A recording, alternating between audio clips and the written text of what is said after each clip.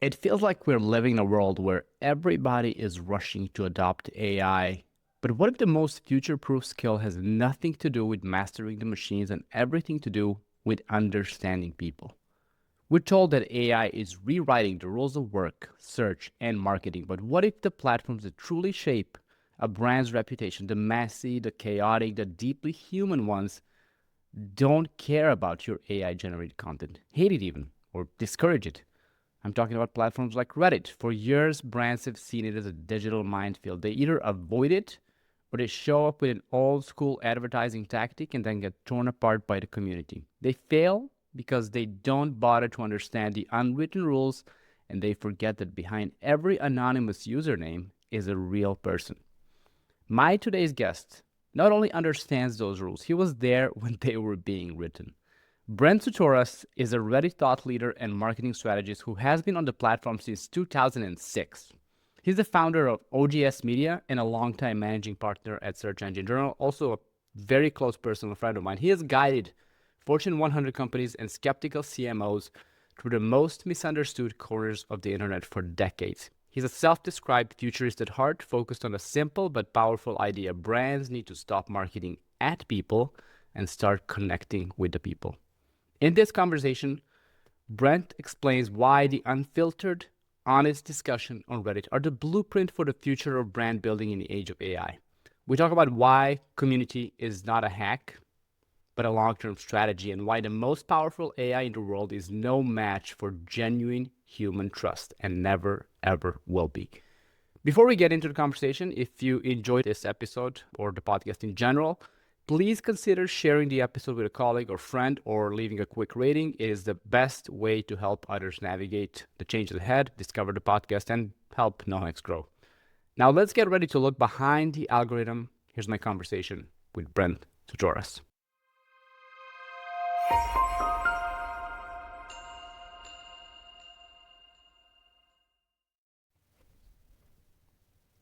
Brent, welcome to NoHacks finally.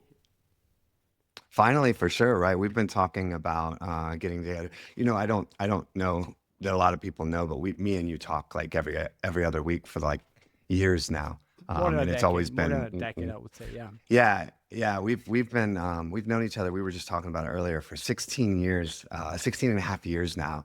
And the cool thing is that like I think both of us have had a chance to watch our like our skill sets and our knowledge and our careers grow. But like I've always been super impressed with you and your work, and I do a lot of podcasts, but I'm genuinely honored to like be on your podcast because you're one of the few. Like I was thinking about this the other day, of the people that I would blindly just trust, like that I just know are like have integrity, are hardworking, are super smart, and will always find that solution and do it in a productive way. So like you're one of the few people that I like respect, so much in marketing, and so it's super exciting to be on your Thanks, show. man. I mean, we go way back 16 and a half years total is when we first started working together. It feels surreal. So these days, we were together, Search Engine Journal, all that stuff.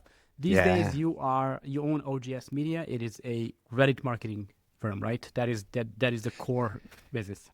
Yeah, for sure. I'm always a little weird on the word marketing, but we're definitely like a Reddit community engagement company, and whatever words you want to put to it. Like, I've been on Reddit for almost 20 years. I've worked really, early days. The funniest story, like people always, yeah, I knew Alexis and stuff, but the thing is that it was so small back in the day that there was a bug on the site, and I was just like, hey, there's a bug on your site. And he wrote back right away from Gmail, like, thanks a lot. And I'm like, hey, you're in San Francisco. We should grab tacos sometime. He's like, absolutely. So me and him used to run around and get tacos. He'd come over and we'd watch MMA fights, and we would like just kind of, get to know each other. And so it was very fun to be a part of like the very beginning of Reddit and to see the small little corner office in the Wired building where they were just in the corner and they had a little logo up there. So if you didn't know it, you wouldn't know it, And so, yeah, I've been with Reddit so long, and I always felt like, my initial social was,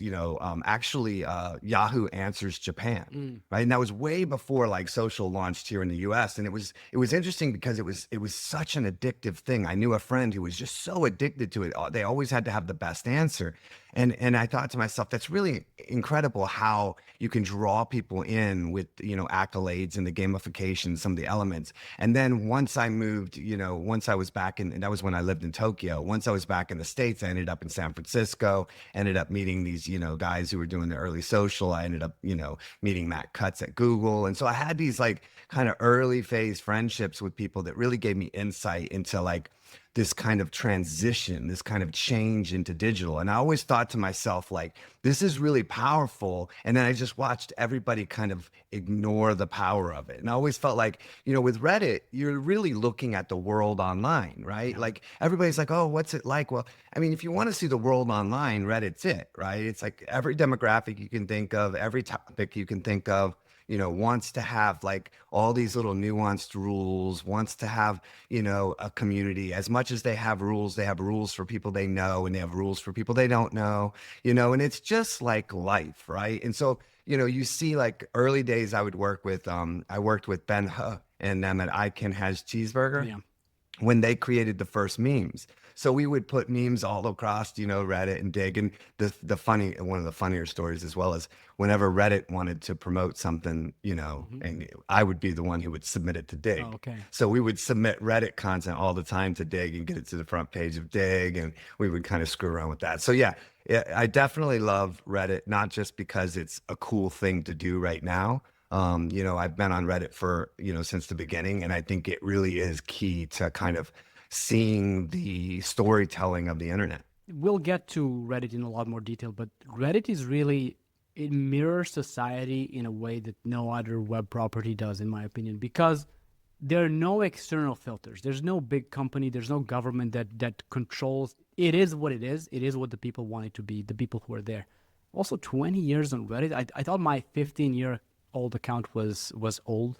Like you've been there since day 20 one. is a little bit of a round because Sure, I but think they just turned 20, right, right. so I'm giving myself a little bit of a round there.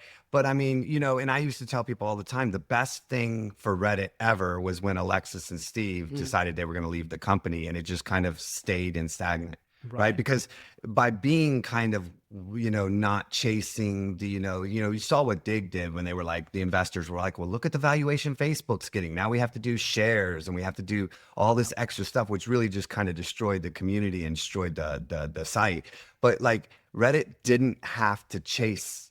They weren't like in a position where they had to make profits. So they were able to kind of sit in a vacuum and allow the progression of the site to be the progression of society online. So that's why you see such a great matchup there, because it really is just what people progressed, not so much what a company progressed. A great way to describe it. It's about as organic as anything online can be. There are no filters. It doesn't really focus on media content. Yes, there are videos, there are images, all that, but it's about the conversations between real members. Most of them completely anonymous. So there's no trying to be something you're not. Nobody cares who you are on Reddit. That's the whole thing. Of course, your Yeah. account should have karma. All that. Yeah. We'll get into that. But that is, to me, that's the beauty. Also, I mean, I know you. I've known you long enough. I know that you don't jump on trends. Like there are many people jumping on Reddit right now. You have, for as long as I've known you, you have been the person to jump on future trends before they become a thing. And yeah, this is one of them. This is clearly one of them.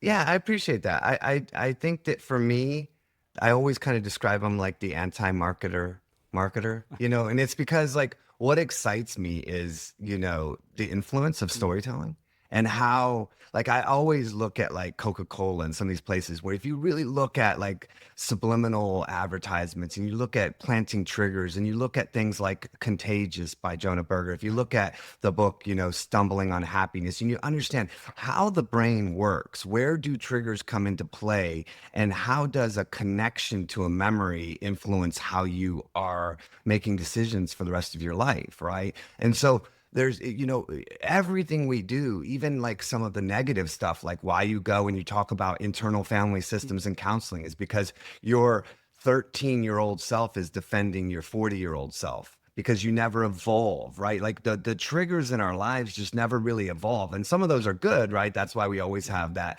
reminiscence, that smell of the wood burning on a Christmas, season is like, oh, that's a great memory, right? But I've always been fascinated by that. And I feel like those are made in the earliest days of the storytelling within a certain channel.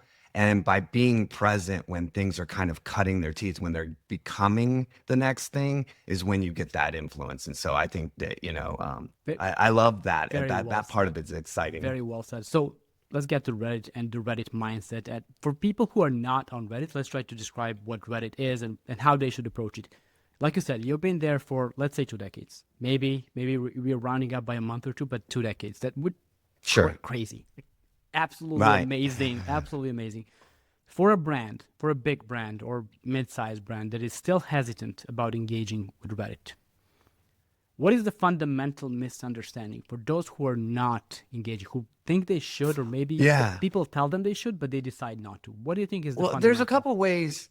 There's a couple ways you could talk about this, but I'm going to take it in the way you're taking it with for a brand, for a Mm-hmm. company, right? I think the biggest misconception or the biggest thing that I would tell people to change the way they look at is think of Reddit like the real world online. And I know I say that a couple times, but like, how would you go out and market your product or brand to the real world? Right? Like you wouldn't walk around with a bunch of newsletters and pass them out. You wouldn't, the things that you Yeah. would think about. So you have a team of 5 people and you say, hey, I want you to start doing online marketing. And you're like, okay, well, we need to think about keywords and content creation, and we need to think about funnels, and we need to figure out tracking, right? But if I said, okay, take those 5 same people and now send them to a conference that you would like to one day be a speaker at, the way you would approach going to a conference would be so fundamentally different, right? You would say like, well, you can't, you wouldn't be like, okay, John, when you get there, I want you to walk right into the main stage, walk up on the stage, grab the mic, and you tell them how amazing our product is, right? Like you would be escorted out by security, like it would be like you would get publicity, but for all the wrong Yeah. reasons, right? And that you see that play out on Reddit all the time. Like I've never been on Reddit. I'm going to come and do an AMA and I'm gonna just half-ass it. And then next thing you know, you definitely got the media coverage, right?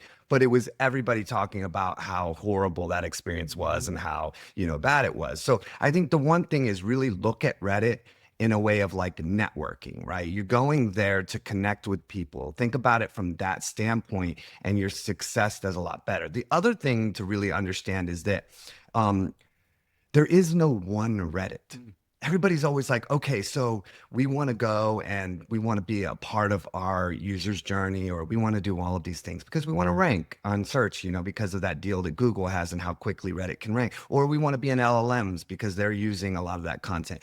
Or you want to connect with your audience. A lot of the people now, a lot of the brands are like, I want insights, because you can't, once you ask a survey question, you change the mindset of Mm. the question, right? And so, in order to really, and I was just talking to, one of my, clients who's in retail, and he would say, we used to go once every couple of weeks to the different stores and watch people Right. and listen to the conversations, because you can't ask them a question, you have to observe, right? And in order to do that online, it's expensive, it's time consuming, it's almost impossible. So, I think really understanding kind of the space of Reddit, knowing that each one of these communities is different and you can't do all things at once on Reddit. You really have to think about, okay, what do I want to do? Do I want to, help my customer? So I always say, go through a 3-part Mhm. process and be honest. Like throw all the crap about, who you think you should be and what people think they should, like really just strip all the way and have a real honest conversation. I'm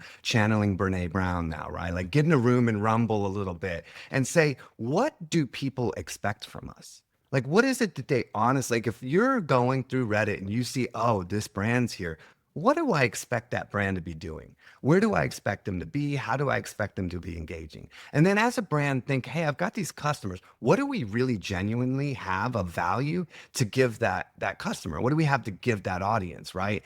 And then you can consider as a third part, kind of like, what are your marketing goals? Like, what are you trying to accomplish? What is the point of all this, right? Because none of this is in a void of not having some sort of ROI, and people don't mind giving you their money, right? I always say it's like the lawyer conversation, right? You give legal advice at some point, somebody says, "What are you, a lawyer?" And you say, "Yeah, actually I am." And they go, "Oh, can I get your card? Because I kind of Yeah. needs a little help with this, right? So when you have those three components, you're able to find that middle ground. And then I think that the next thing I would really tell brands, I know I could go on for hours with this, but I'll try to cut after this one, is that you really need to understand that people don't come in without knowing their problem and then go to a purchase of a solution, Mm. right? We are very much used to marketing being because we're getting them at the end of the funnel. They came to my site, so they're ready to buy. Well, when people in conversation start, they're actually talking about their problems. And they don't know that there's a solution to that problem yet. They think there probably is, and they're waiting to find a conversation that leads them to understand, hey, there is something you can do. There is a thing that solves your problem. There's a way for you to find your resolution. And so understanding your user's journey, and that's tough, right? Because when you use the logical stuff that you can track, you lose track of the emotional side, which is really the key to why people make decisions. So I work a lot with the company, which we can talk about anytime, but Zip Tie, Mhm. right? And what that is it's taking logical mindsets, but then going and mapping out the actual conversations to determine the phase. And one of the things when we were building that, because it's a separate thing that I'm working on, but that was where we really started noticing like the value of being a part of these conversations on Reddit and how it was feeding into LLMs and how it was feeding into search was that people are on different parts of the journey. And when you know what their emotional state is, what are their considerations, what is it that takes them from stage 1 to stage 2, not stage 1 to stage 10, Right. right? If you go in and somebody's like, I want to get a raise at my job and they need to get education and you're a university and you're like, well, sign up for this university, there's such a disconnect, you miss the opportunity, right? So I think understanding that user journey and really finding where are the opportunities to be of value Mm. so that you can connect with your user, that is the catalyst that gives you the LLMs, it gives you the search, it gives you the triggers, it gives you everything that you actually want. And all those conversations that happen on Reddit and similar websites and places now, they were happening in the past as well. They were just completely invisible to a brand because they were offline. It's conversation between friends, school, whatever else. So this is a good thing. This is a great thing that now finally it is possible to understand the sentiment of the user There journey. is one reason why, I say like it's not Reddit, but there is one reason why Reddit is kind of positioned right now as the biggest catalyst for Mm. this. And if you go back and you really pay attention to history, and because I was there at the beginning, I know these stories, right? I know why they got funded. I know that they Right. were lipstick.com first, and then they were, No as a idea. testing, for for beauty products as a way of testing the platform. I know some of the backstories in all of this, right? And one of the things that is not necessarily a backstory, did you know that Snoo wasn't known for years? It was a secret what the alien's name was. No. Like they wouldn't tell anybody what the name was. It was Snoo. And I had to be told I'm not allowed to tell Wow. people that, right? Anyway, so if you go back, Reddit, really has two key things that I think shaped it to where it is today. And one was the decision to use anonymous users, right? Pseudonyms. And that, you go back and you can see a quote from Alexis, and I'm pretty sure Steve was on board with Hmm. you. I say them kind of intertwined. I had more of a friendship with Alexis than Steve necessarily. So that I say Alexis, but I kind of mean founders, right? Hmm. So they really wanted the anonymous nature so that people could feel like they could speak their mind without the recourse, right? But the thing that me and him fought about back then a lot, like sometimes animated like arguments, was about this concept of subreddits. Mm. The idea that you would break your community into all these sub communities. And I was marketing minded too much back then. And I was like, well, why you have this big audience? Why would you break them up? Like people come because they want people to see. But you have to remember back then it was less about the conversation. It was more about like the Yeah. content. So it was like, Like why sharing break things. everything apart? People are sharing because they want this exposure. And I'll admit back then, like I didn't get it.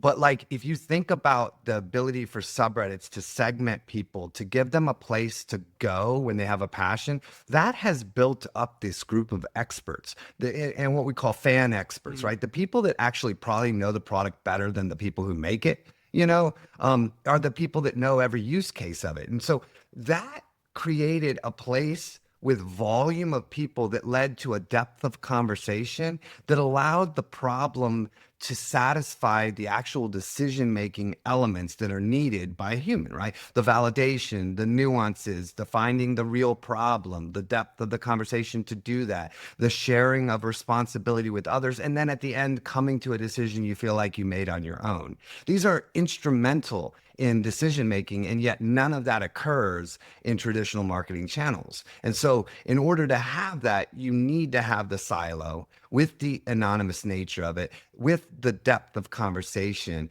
and the expertise. And there's just no other place right now that has built that catalyst in the way that Reddit has. And that it's kind of like it's an unintended, benefit of just the way that it was drafted and Right. created early, And early unless on. they dramatically change the platform, you mentioned Dig. I remember Dig 2.0, they called it. It was Yeah, it's coming back out. Like, yeah, it's still kind of no, but focused on Dig when they though. redesigned it, when they ruined Dig, Oh yeah, when yeah, it's yeah. just When they made complete, yeah, when they well, the worst part was when they let brands start putting a URL that too. of their feed and then auto submitting all of their content, and then Horrible. they would get. It was like that was the moment It when was it was over. no longer Yeah. user based, What I right? want to say about Reddit, unless they make a stupid change like that, this is not going away. Everything's become looking more modern, but the conversation and the human to human interaction, that's always going to be there one way or another. You briefly mentioned AMAs. I want to ask you, what is your worst AMA disaster that you remember from Reddit? The one I think is the most fun for me, the one that I think is the best, is actually the REI AMA. And the reason why I say that is that it gives you each part of the problem and the solution, right? It gives you what was the mistake that you shouldn't make, and then it tells you how to engage with Reddit to be successful. Right. And so what they did is it was a Black Friday Mm-hmm. thing, and it was, the holidays, Black Friday. And they were like, look, we are not going to participate in that because, and I hope this is so many years ago. Let's assume I'm getting the details right, but the energy of it will be right. So they were like, we're not going to participate in that because we love our employees and we just think that, we shouldn't have to, be a part of Right. all that. And then they posted this AMA and they participated for a couple minutes and then the CEO left, Oh. like, you know, walked away. And the employees started posting about how it was really like a pyramid scheme and how they were forced to like sell memberships or they would get like yelled at if they didn't get the membership sold. And so there was this whole thing that started coming out. All the other employees were coming in and they were like, yeah, I'm always worried I'm going to lose my job or, I didn't get promoted because of this. So they start totally trashing the company and their whole business model, right? So typically what happens in these cases is people shut it down. Like, okay, don't respond to Mm-hmm. anything, shut it down. CEO came back, and you can read this is done in multiple cases. I've written it Wow. about it a little bit. He came back and he said, oh my God, basically, I didn't realize that our program was causing this kind of stress. This was not the intention of the program. We are immediately going to meet as an executive team and we are going to come up with a solution for this. I apologize to the employees. I apologize to the people that have been affected. Basically saying like we take complete Mm-hmm. ownership of this and we are going to start right now. And then they came back, they made changes and it turned into something that was like a really big eye opener. And that one for me says a lot because what it also tells you is when you start a company, you have a solution you think people would benefit from and you're excited about it. You go out to help people. When you get to a certain point in business, it's about making money and you lose track of what really happens with your audience and you lose track with the fact that people evolve in their usage, like storytelling, how cultures kind of evolve. And I think it shows that like if you're willing to listen on Reddit, you can learn a lot about what your customers really think about, not only about you but the problems they're having, what it is that they're doing to solve them and what they need from you to help. And I think that that example is a really great one. Another great example I love is, and I won't go into the whole detail because of time, but is you can search up the old beef jerky one, where Okay. a guy's like, "Why is beef jerky so damn expensive?" And the guy's like, "You have to understand, you're taking steaks and you're shrinking them down. You're buying like 6 steaks in one bag, and they're good steaks if it's good jerky. So what are you paying for 6 steaks?" What are you paying for jerky, right? Guy's like, what? You work at a, and I love this, right? What? You work at a beef jerky company or something. He's like, my family owns one. And they're like, Oh, discount code question mark. And the guy sells $30,000 worth of jerky in the wow. next couple of days, Wow. gets invited to do an AMA, ends up doing like 2 or 3 AMAs to talk about the whole industry and everything, and ends up like crushing it with like sales and numbers and insights and brand connection. And I still talk about it like 12 years That later, that is 15 years that's an later, right? incredible story. This reminds me of the early days of other social media networks, Twitter, Facebook, where Mm-hmm. every smart marketer will tell you it's not a megaphone. You can't just yell at people. You have to interact. It's a two-way conversation. Somehow on Instagram or on those big networks, it kind of is a one-way thing right now because it's a media channel almost. But with Reddit, it just cannot work like that still. Well, that's where you see the audience. I mean, Mm. like the thing about Reddit is everybody's like, oh, Reddit became big because Google put it in search, right?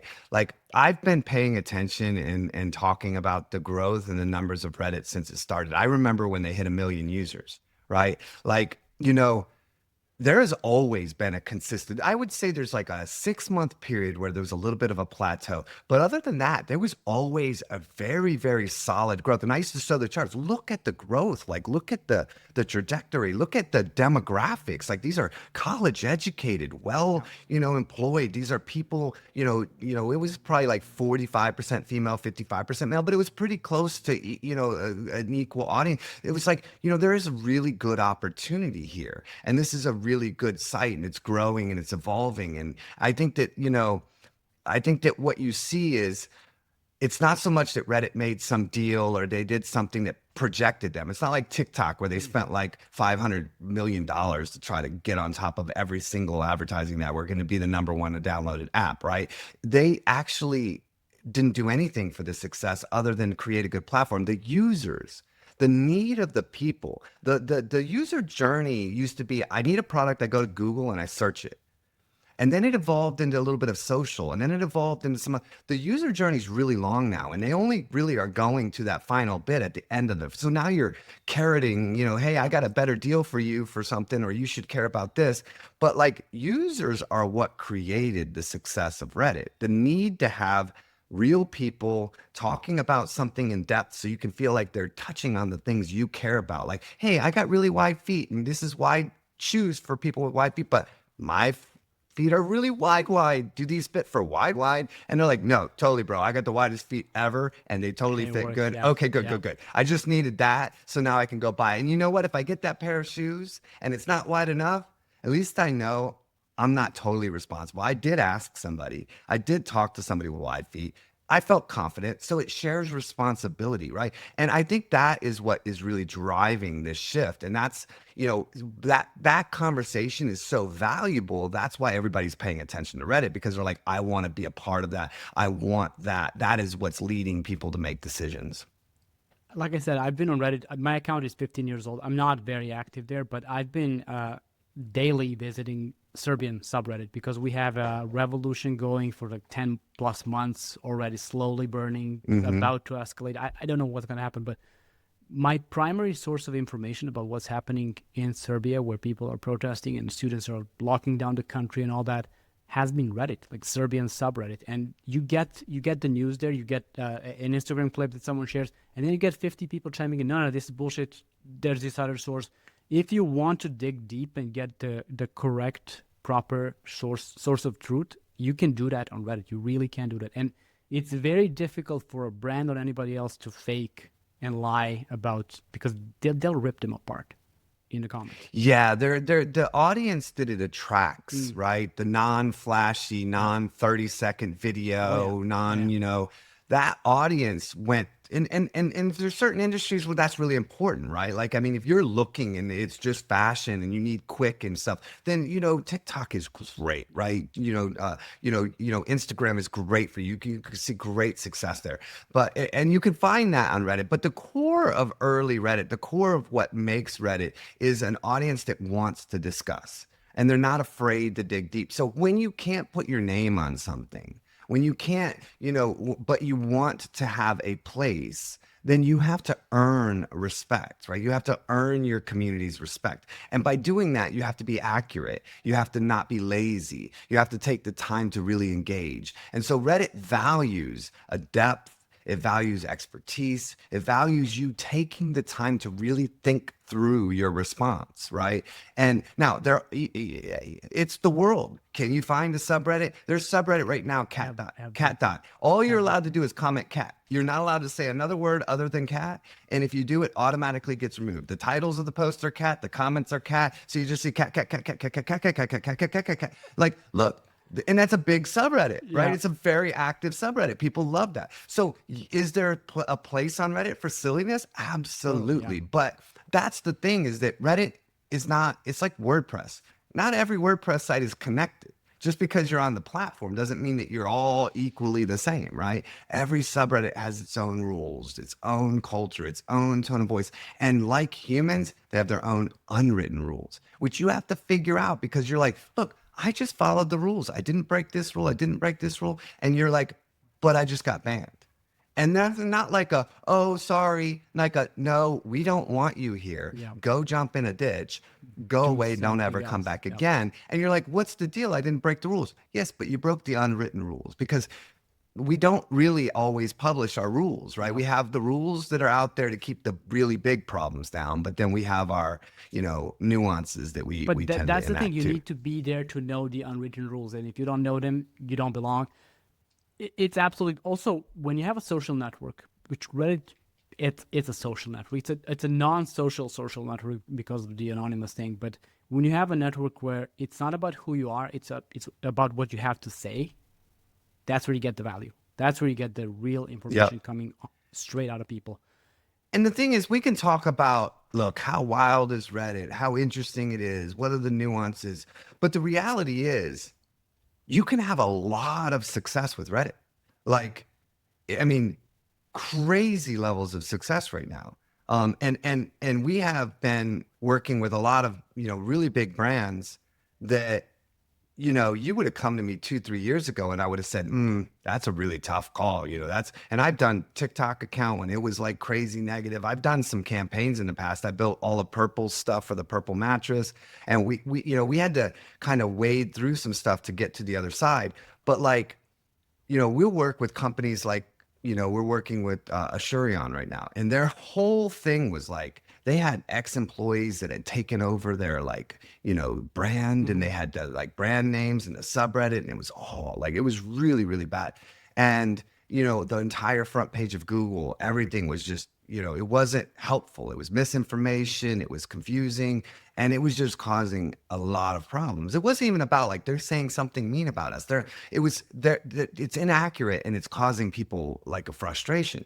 And, it was a lot of work, but a year later, it's like they have their community, which has doubled in size and now is focused on problem resolution. All the negativities, essentially gone, but they're not hiding from the negative comments. They're engaging it. On top of that, like all the rankings that they had that was like Assurion is a scam is now our content. Assurion is a scam. Question mark, like let's talk about it a little bit deeper. And so what came from that is we started, as we've been kind of seeing the change in search and the LLMs, is that like even Amazon is like noticed like, hey, the metrics on this program are improving. Like people are complaining less, there's less confusion, there's better, conversion, there's better help channels. Like it's not just about marketing, it's actually solving your users needs. And that's what I think is a beautiful thing about where we're at marketing right now is we're actually at a place where you can do both. You can make the user really happy and you can be really helpful and be really successful at it. So I think that there's a great opportunity right now. If you're like, I really care about search, if you're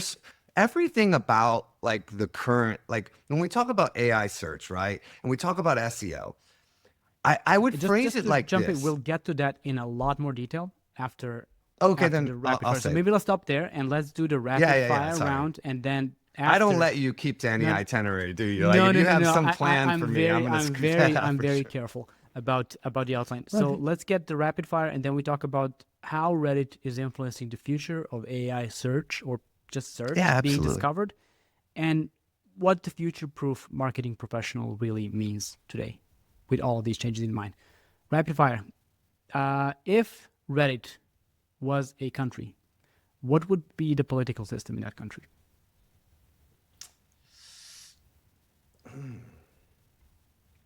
I'm not a huge political person, but I would say that like,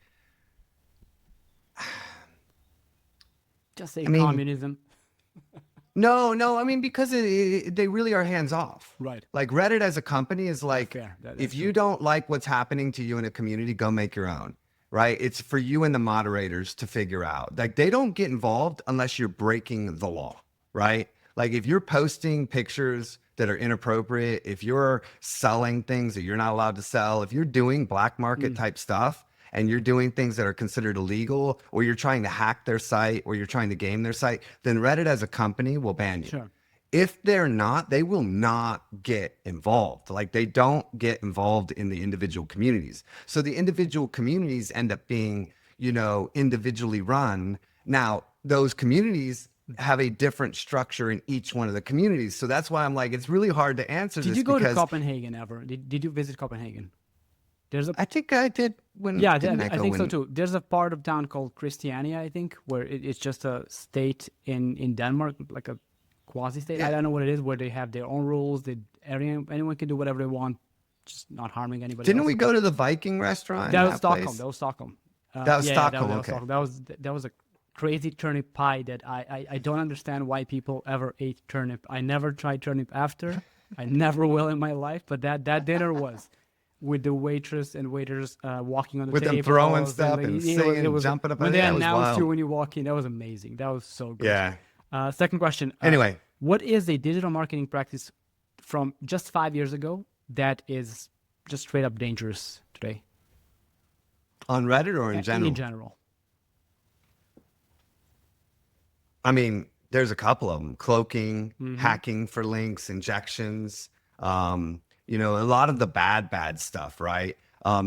I would say probably right now, link building if you're looking Mm, at like you're looking at because like people get reported all the time and you get like kind of outed for it, and it really kind of clearly says that you're outside of the scope of what people are doing. Not like the good. There is good of link course. building. I don't want to piss off all the link builders, but I get so many emails that are like for search engine journal, right? I get so many people like, hey, how much can I pay to get a link on there? And I'm like, and I just delete and delete. But I think that that's one of the areas that I think is pretty bad. Um, yeah, I would say I think influencers is starting to get Mm, to that point. I think that it's become too much of an industry, and I think that it has people will say all the time like I want to do influencer marketing on Reddit. I'm like it doesn't work that way. yeah, Like there's no you have to influencer be there. marketing Let's on go to the Reddit. next one. Yep. Name one brand that is absolutely crushing it on Reddit when it comes to community engagement. It doesn't have to be your client. It could be just any brand that comes to mind that is killing it right now. I really think that like some of the clients I know what the outcome is, Mm, right? So when I say okay. killing it, I mean actually making an Yeah. impact. We had a brand Core Balance Training, right? It's a very small brand, but they were doing back pain and restructuring. And they're changing people's lives, right? There's CPAP that, the conversation around that, it's not like a brand that's on there, but the product. I think that Devicey that does like Intune deployments. But if you really want like this is not a client of mine, but this is somebody that I always look up to. Like when they do it, is the one that almost everybody that knows Reddit will say is Sonos. Mm, okay. Like the speaker systems and stuff. Like they are crushing it with Reddit, and their model is just great. They're not the brand, they're representatives of the brand. They don't overtake the community, they participate in it. I think that and I think a part of that is that they've struck a really good balance with the community of fans so that they're not battling. They're in tune with, they're very connected and in tune with them. So I'd say Sonos is definitely like the community engagement. I really like what Asurian's doing, to be honest, just because if you go look at their account, it's a lot of like negative Right. posts, right? Like this didn't work, but they're choosing to post those. Like they're filtered and then they're choosing to post them because they want to solve that problem for that person and others. So I think that it might not look as sexy if you go look at it, but what it's doing for the actual company Right. and their brand reputation is actually quite huge. Being transparent, honest, that's long term, that's going to work every time. The last one, and then we get to the future of everything basically. What is the bigger threat to a brand's long term health? A bad algorithm update, like what we have right now with the search, AI search killing clicks and all that, or loss of community trust? I mean, loss of community trust, That's an easy 100%. one. Okay. Like, it's so easy because algorithms follow Hmm. trust, right? And algorithms are based on trust. You have a short window of manipulating or hurting from an algo. If your algo takes you out, like there's been brands that have been hit by algos that have like gone out and the user your group has gotten it back in like really Right. quickly. It's like it's almost so obvious that it's like, yo, that can't be that's impossible, right? So a good community backing will typically undo just about, and that's because it comes down to humans, right? Humans tend to break the rules for people they like.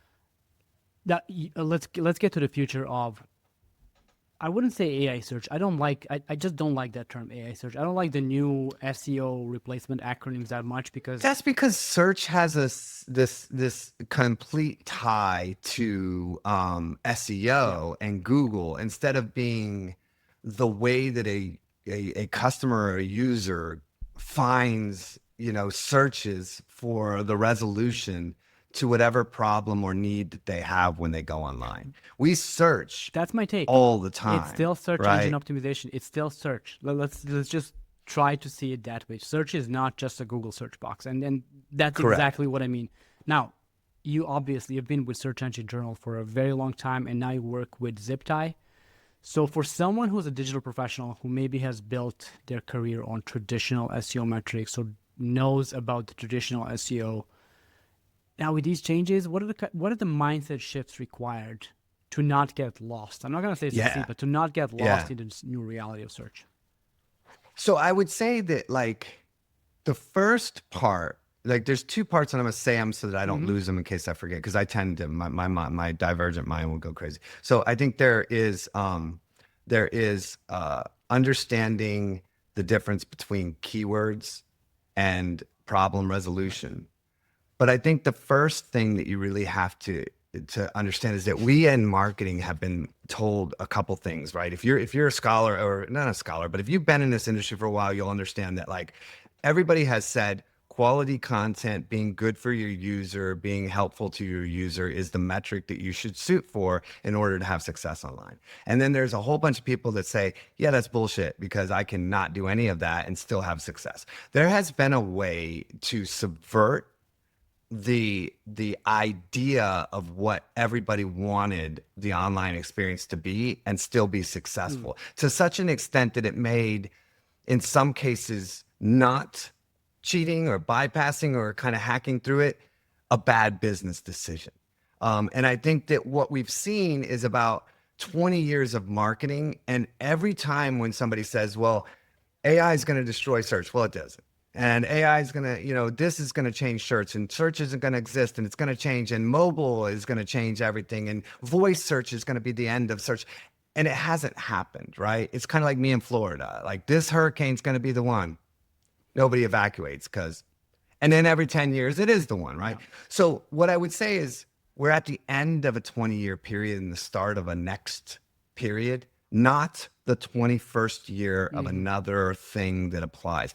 You really almost need to take a moment to say, okay, AI has given us the ability to deliver on the promise that we were never able to deliver on before.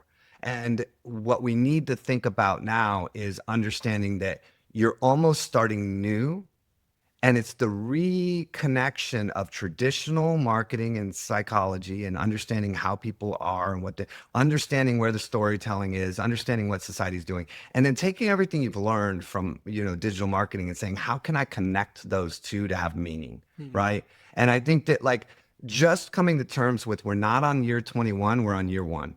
So really think about being brave, being, a little bit wild. I think I was just listening to Brene Brown interview about her new book, and she's like, if you're settled, that's unsettling Yeah. because we're not in an era of being settled anymore. Like we're in an area of chaos, and good leaders need to understand that there is no more settle. There is, I'm always behind. I'm always getting left behind. There's this driving force. So be brave and understand and feel that, and don't get freaked out. Take it as like a motivation, right? Like, okay, I'm ready to go forward and make stuff work again. I'm ready to go do this. Now, when you get into this idea, everything was built around people are going to search, and I want to be present in that search so that I can grab from people what their needs are, right? So it was problem resolution, but in a kind of different way, right? What I would say is it's no longer, in my mind, about what are the keywords I should be chasing and things like that. It's more like, what are the real problems that my customers are dealing with where I have the ability to solve that problem for them in a meaningful and positive way, right? So it's really going back and saying, if I could look at what they need and what they want, and if I'm able to answer that question, because of the fact that it comes back to that vision of saying, what does Google want? What does everybody want? They want you to come onto their platform, go through a process of an experience, and at the end be satisfied with that process and the outcome, right? And a lot of search is looking for a solution or a recipe or something. You want something at the end that satisfies you. So if you understand what the problem is, and you understand what are the emotions and the considerations and it's not just one problem and then yours the solution. It's what is the way that somebody has gone through that journey to then say that they need solutions, and then start evaluating solutions, and then pick you. How do you figure out what that early problem is and what is the journey they're going on so that you can be a part of progressing them through that journey? Do, The thing is if you do that, if you solve the problem, that's what Google yeah, wants right now in the validation without a phase. doubt. If you solve the problem, that's what LLMs want.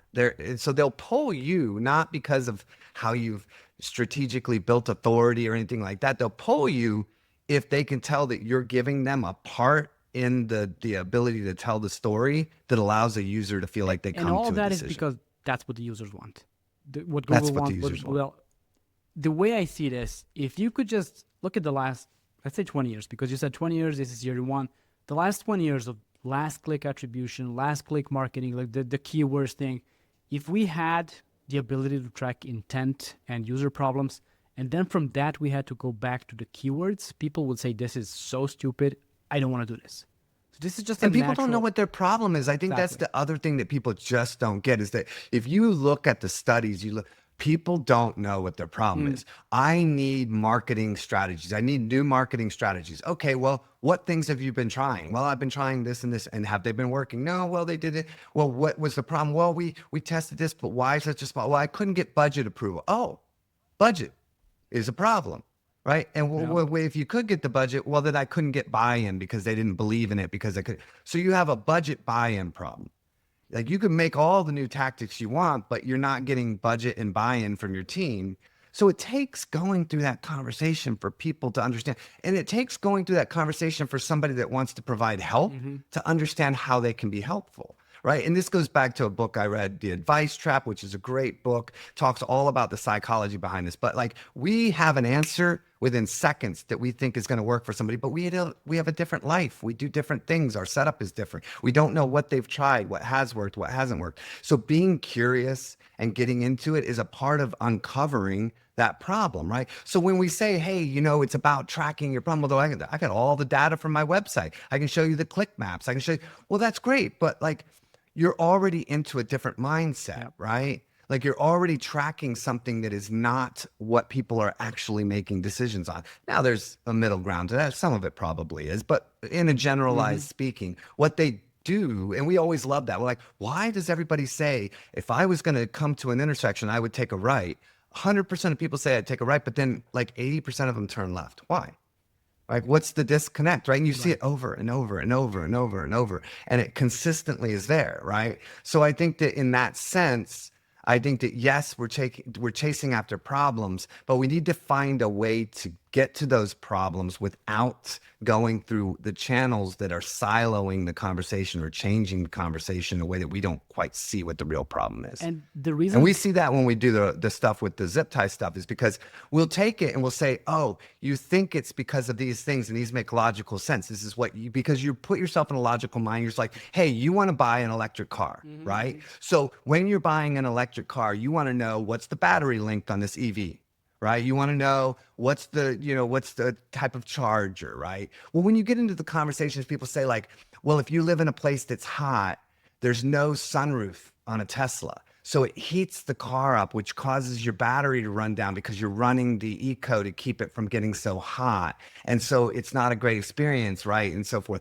And we don't have knobs. I'm really used to having a knob. So when I'm trying to do something and it's like I need the sound off, I've got to go to my smart screen and open up spot, and I've got to click this and oops, and I have it in my EV. Like I sit down and you don't have a seatbelt on pops up or something or some other notice. And I'm like, I can't get to the audio. I'm trying to talk to my family. that's I'm just, like, that's I'm, dangerous. Let's just, but those are the yeah, things that come out in real absolutely, absolutely. conversations. And those are the things that lead people to making a decision, Yeah. right? It's like you can do all, and I've told you this before, because we talk about this stuff all the time. You go study that you're going to get an iPhone and you're dead set on getting an iPhone. Me and you talking, I say, I totally would get an Android. And you're like, yeah, but no, it does all the same things, man. It's super fast, but does it have a good battery? Yeah, it has a good battery. You're going to go buy an Android. And if you More don't likely, like it, yeah. you're going to say, it's not the Android that sucks. It just wasn't for me. Whereas if you walked out and bought an Android without anything thought about it and it didn't work, you'd be like, that's a stupid ass phone. I'll never get To that thing get back again, to, right? well, not On to track. knobs, no, not to knobs on cars, but it's not enough to see that in the spec sheet. What you need before you make a decision is to see someone complain about it or be enthusiastic about it, because someone telling their story with it is a much stronger driver than just seeing a spec sheet that says no knobs. I see this all the day in every way is that people talk referencing a visual image they have in their head. I can't see your graphs and charts and visuals. I don't have your internal story. You throw 80 different stats at me. All I see is 80 stats. It's like it's like a chef opens a kitchen sink, a fridge and sees a meal. I open the fridge, I see a bunch of ingredients. There's no food here. That's I've got to great. order Yeah. out. My wife comes behind me and makes a 4-course meal. Where the hell did that come from? It was in the fridge. Nuh-uh. There was only ingredients in there, right? So if you don't have the vision in your head and you're describing it, so I went to go get an EV, electric vehicle. I looked at all the, and this was honestly a couple years ago. This is kind of where me and Bartosz started. It was like, who gives a shit about any of this information? I can't even understand enough from this information to know anything. I felt more confused, more, kind of like, well, maybe this is just not a good, maybe I'll just get a gas car. I mean, I was like, you know what?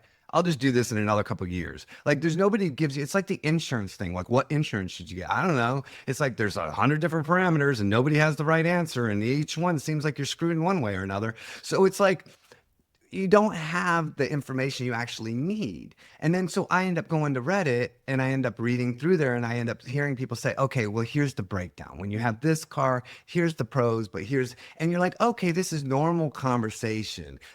I don't need to know the voltage of the battery. I just need to know that it lasts longer than the others, right? We don't need the best answer.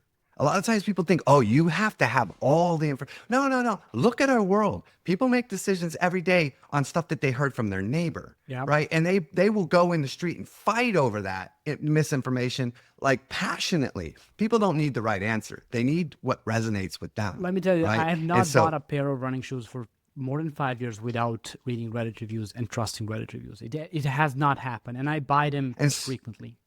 And that is the same for everyone. And that's why their site has almost doubled. That's why they become so big. That's why they're, so influential right now. And that's why it's kind of like an engine that keeps turning because now where else are you going to go? Yeah. Like, yeah, Google's starting to play with some commenting on some of their stuff. Yeah, okay. So 5 people comment with no connection, no real understanding where are you even interested in this, right? It comes back to the subreddits and the siloing is really powerful in saying people know this. If you want to know about a TV show, right? You go, I mean, Rick and Morty is one of my favorite shows. If you go to the Rick and Morty subreddit and you sort by top, there are complete 20-page long posts about which Morty is actually the real Morty. And it walks through episode and episode and where he died and where they went and they got this. And you realize quickly that like they're not the same people. Like it's like there's an evolution that's happening through here. And it's fascinating, right? This is the type of knowledge. So if you had a question about wanting to understand what happened in a Rick and Morty episode, you could go to Google. Or you could go even to AI right now and you're going to get, or you can go to Reddit and you can get like this really detailed explanation of exactly what's happening in a way that your brain can see it and understand it. And that makes you feel satisfied. And that's at the end of the day, what we care more than anything is about. That's why I still have a 5-year-old phone, because it's just like, it's good enough and I like it. Mine is, 5 years old as well. I'm absolutely fine. But the new models say that I can get an extra hour of my battery, but my battery's never gone below 80%. So I don't know. Yeah, exactly. Right? Let's just wrap this up with looking at the future. One of the things you are is a futurist. You have been a futurist. You care about how the world will develop, how the marketing world, digital world will change over time with all the influences, especially now with AI. Now, as AI is, I'm not even going to say as it becomes more capable, because it's capable enough, in my opinion, to do most things well if handled properly. How should people who are in marketing think about redefining what their role is and what their responsibilities are, and which human skills are more or less valuable thanks to AI?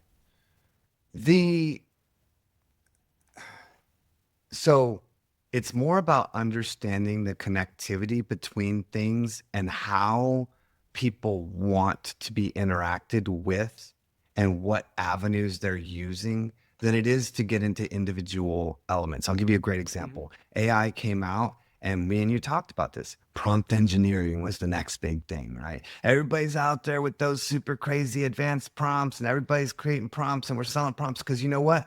That's the next thing. And then ChatGPT was like, you don't need to make prompts anymore. We just built it all in. Yep. Right. And then they're like, oh, okay, well, now we need instructions, right? We need projects, right? Projects are going to make it happen because we needed to go through multiple steps. And now they're like, oh, you can do that. We'll even go back and check. Although don't use the reminder thing. I was at the DMV and I set chat to remind me if there was a news announcement about the driver's license system being down. So it was tracking. And I was like, okay, thanks. It's back up. You can stop now. Went home and had 45 emails that had been sending every 15 minutes and it wouldn't stop. And I was like, yo, you got to stop. Can you delete this? They're like, yep, deleted. Got another email. I'm like, hello, can you delete this? They're like, we actually can't delete these, but we turned it off. You're not getting it anymore. I'm like, I just got 2 more. And they're like, well, you must be asking again. I'm like, I haven't asked again. You're in the same thread with me, So anyway, I think that the skill is, if you're trying to figure out, like, we used to have to learn PPC, or we used to have to learn search or content writing or schema. You have to learn a lot about it.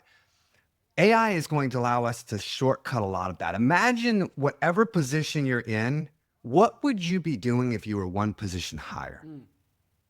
Because what you're able to do is you're able to give yourself somebody who's lower than you, somebody who can do the work that's lower to you, can assist you in understanding the work that's one level lower than you. So if you were, a director and you were going to go to VP, what would be the shift that you would start thinking about in those positions? Well, today, imagine you have a virtual assistant. Imagine you have, some basic team building type, collaboration. Like, you have these tools that allow you to do work that's one step higher. And so I would focus more on understanding like the connectivity of all these things than I would really trying to figure out really how every single one of them works at the nitty gritty detail level. I just had a solo episode about vibe coding, and what AI does for developers and coders is you don't have to worry about syntax anymore. This is exactly what you're describing. You don't have to worry about the boring details that were boring 20 years ago and still are, because there's an intern that does that for you, basically.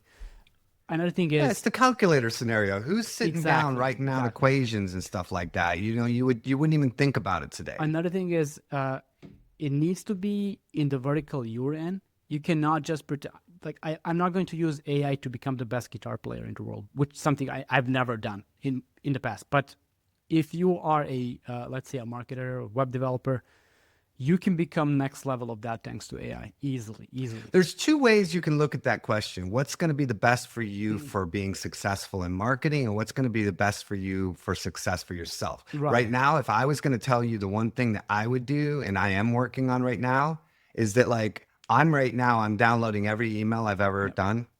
And I was telling you about this. I'm going through, I'm downloading all my emails. I'm grabbing all the chats that I've ever had. I'm grabbing all the articles, the interviews, the podcasts, because AI agents, like your virtual assistant, is coming. That's the 100% the moneymaker Absolutely. for AI right now. And everybody is trying to get to a point. That's what all these little tasks and these connections are meant to do. So at some point, you need to have an understanding of yourself. And please, for God's sake, stop trying to tell AI what you think it should do and really start asking more. Because what you need all the information about you to be created into a format that LLMs would use. Like, how would AI use this for prediction Mm. models? Because it is predicting based on the collection. But you need it to, if you ask a question to AI and you change one or two words, it changes the entire answer, you know? Not only that, if you And it's even if you because don't change the words and ask the question it, again, it it'll it'll, change yeah, the answer yeah, because it reads into so many different elements right. that you've asked it twice or that there's so many different elements that are into like what create. So stop trying to like create that first part. Really think about like what does it need Mm. to be able to predict in a way that satisfies you. Right. So and we're not that unique. We're not that hard to figure out. Like I tell people all the time, like we're just regurgitating and memorizing and pulling Absolutely. from reference a lot of things. So if you were to say to me, how would I respond to this email? If you really want a virtual assistant to be useful to you, what if you hired one today? You have to give them access to everything. You have to teach them. They have to understand how you think. So in preparation, I would be gathering everything. I would be going through your chat history now that it can look at it and say, hey, in the last month, write out this using this format, all the details that are about me and the evolution of my thought on different topics, marketing, on my family, because when you start getting to a virtual assistant level, they're going to be very useful and I mean useless, and they're going to break for you unless you're providing a lot. And so if you don't want to spend a ton of time trying to train them while they're being productive for you, then start now by building a set of data about yourself. What you said about hiring an assistant, a virtual assistant, if you hire and I've had a virtual assistant, executive assistant, whatever you call it, for the first time earlier this year. So now I feel like I can trust an AI agent doing those things because I know what that work is about. If you're going to Yep. hire a human being without telling them what you want and what you're trying to do and expect they'll figure it out, you're failing. With AI, you're Yeah, failing you have a faster. picture in your head. You have to describe Exactly. that picture, right? And a lot of times when my prompting comes up, I'm like, hey, here's the end goal. Mm. And, I'm trying to do this and I'm trying to have what I would say to hey, look, I'm trying to write an article. I really want it to be this, but I don't want it to say this and I don't want it to say that. And it has to be within a scope of this. And I want to use a couple of this. Can we research a bunch of different things? And let me look at that. And I want to make sure, that's what you have to do with your prompts to get like Right. what you really want out of it, right? So The final question for today. You're a futurist, and many times you've told me pay attention to this, and then it happened. You told me to pay attention to LinkedIn seriously years before people started really, and I wish I listened better, listened to it more then, because now I don't know what I would have on LinkedIn.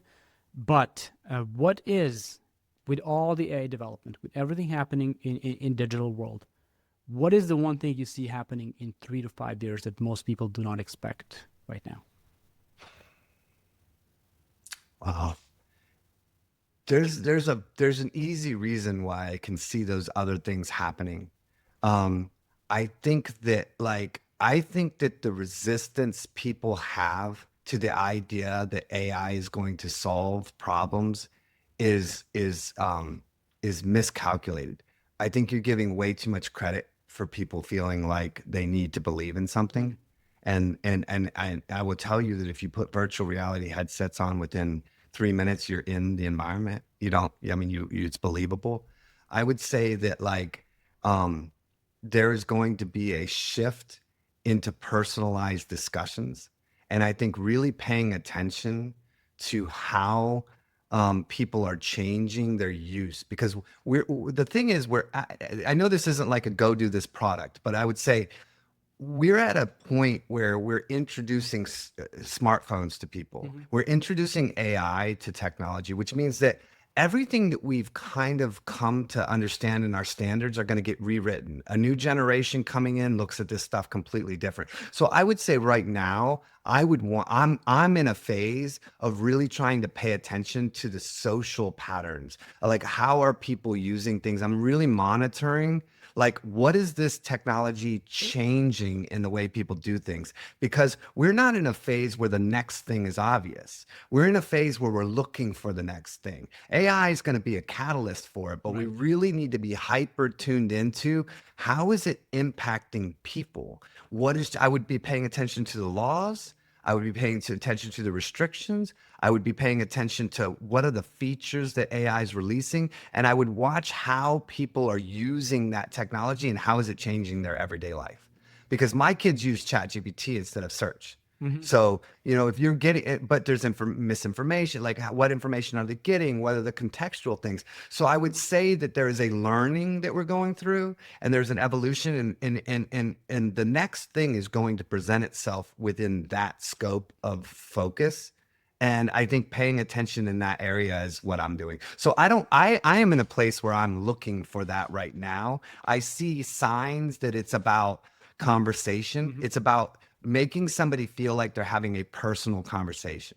And I'm sorry, I know this is a long answer, but if you remember when influencers came out, the reason why they did so well is because we had smart times and FaceTime. So when you would talk to a family member, you would start to connect the neuros that, I'm talking to a family member. When you're listening to an influencer, it would actually trigger the same effect. It's kind of like why your itches became vibrations, right? Your body will change the way it interprets signals based on patterns, right? So right now, I think that what people are starting to see is that has evolved to AI. That has evolved to a different type of conversation. It doesn't matter if it's a real person. It doesn't matter if it's or not, like written or video.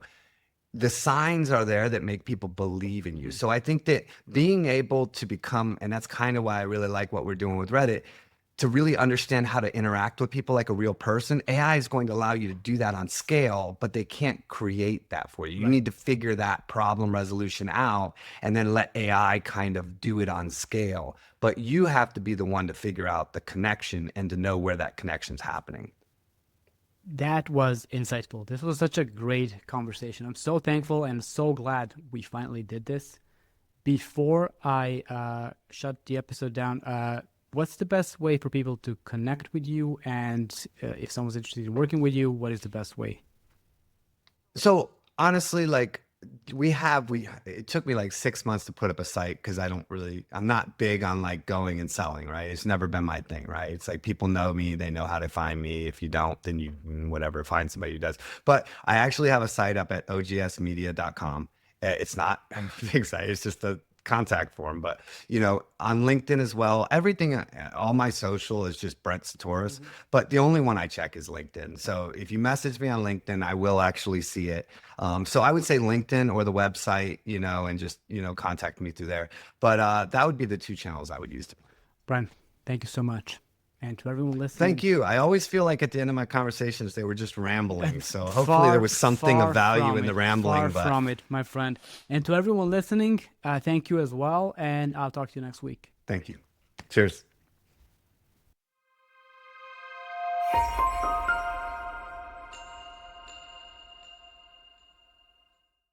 What an interesting look into both the past and the future of marketing, but internet as well from Brent Csutoras. My biggest takeaways from this conversation is as technology gets more complex, the path to success gets more simple. Be human, because everyone's trying to go all in on whatever the latest, shiniest thing is. But if you just try to connect with the people, that's a guaranteed win every time. The future of discoverability, the future of brand building is not about gaming the system. No hacks. Once again, it's about earning the trust by showing up, listening, and participating in real conversations with your users and your customers. There are no shortcuts. This is the only path that is guaranteed to work for the long term. Huge thank you to Brent for sharing his deep experience with us. You can find Brent on LinkedIn. Check out the show notes to get the link or just search for his name. to learn more about his work. And if this conversation sparked an idea for you, the best way to support No Hacks is to share the episode with a friend or a colleague, leave a quick rating or review in your podcast app. It makes a huge difference in helping others find the show. Thank you for tuning in. I'm Sani. This is No Hacks. Talk to you next week.